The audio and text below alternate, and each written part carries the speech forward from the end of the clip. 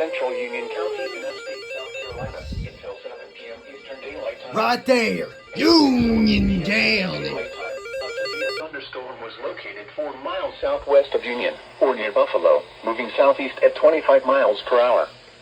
Hazard, 60 miles per hour wind gusts and quarter-size hail. Source, radar indicated. Impact, minor hail damage to vehicles is expected.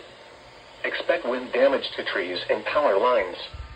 Locations impacted include Union, Monarch Mill, Buffalo, Carlisle, Rosehill State Park, Cross Keys, Sedalia, Tuckertown, and Santic.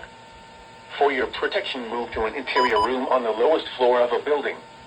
Please report damaging winds, hail, or flooding to the National Weather Service by calling toll-free 1-800-267-8101 or by posting on our Facebook page or tweet it using hashtag NWSGST. Your message should describe the event and the specific location where Union County, yo. Repeating, a severe thunderstorm. And it's going right for Fairfield as well. Eastern Daylight Time for the following county: Union, South Carolina.